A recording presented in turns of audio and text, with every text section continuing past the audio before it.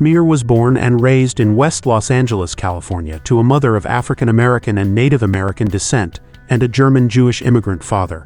His parents enrolled him in piano lessons at a young age, and a few years later he began teaching himself to play the guitar. Before becoming a musician, he was a very religious child. At age 13, he left home to join a commune. Later, he attended Innovative Program School, an alternative school within University High School in Los Angeles. It was there he met vocalist Darby Crash, alongside whom he would play in the Germs in the late 1970s. Smear and Crash were both expelled from IPS due to concerns they were inciting unruly behavior among the students.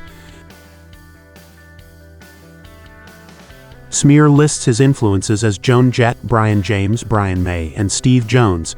He also stated that all the guitar playing of John McKay on Siouxsie and the Banshees' first album really inspired me, and that yes, guitarist Steve Howe is the best guitarist ever. As a teenager in 1976, Smear and Darby Crash formed the Germs with bassist Lorna Doom and drummer Dottie Danger. Smear was the only band member who had any musical knowledge or proficiency at the time. For most of his time in the Germs, Smear reported that he didn't own a guitar, but rather just borrowed from whoever we were playing with. Carlisle was soon replaced by Don Bolles, and in 1979 the band released their first album, GI, produced by Joan Jett. The record is now regarded as a milestone in the history of punk rock, with Smear earning praise for his guitar work.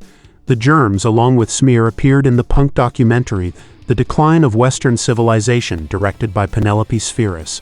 Darby Crash died before the film was released, leading to the band breaking up. Following the demise of the Germs, Smear played in 1981 with the ex-Screamers keyboardist Paul Roessler and his sister Kira Roessler in Twisted Roots. Although short-lived, the band was the toast of the Hollywood punk scene. He also had a brief stint as a member of punk band The Adolescents in 1981. Smear was briefly in death rock band 45 Grave with Don Bolles.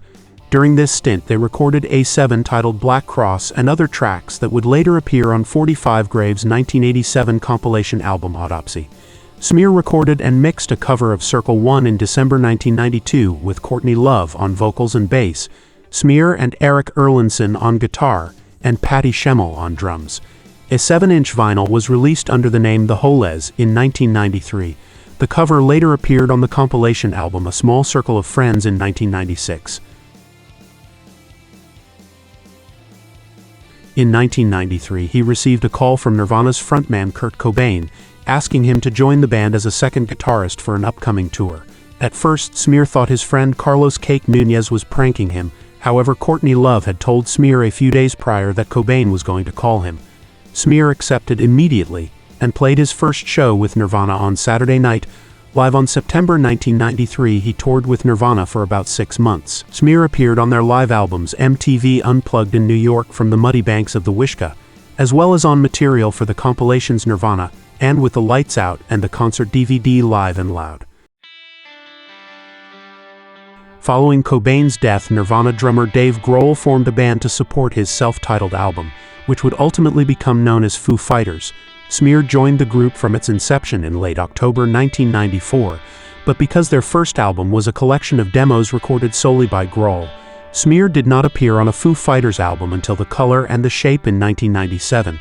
Shortly after the release of The Color and the Shape, Smear quit the band. As Smear later explained, he quit mainly due to exhaustion from the band's relentless touring schedule. Smear's departure was also related to inner band tensions that sprung up around Grohl's divorce from his first wife Jennifer Youngblood, who was a close friend of Smear. Grohl explained that he begged Smear to stay, and Smear agreed to remain in Foo Fighters temporarily due to scheduled touring obligations, but only until a replacement guitarist could be recruited.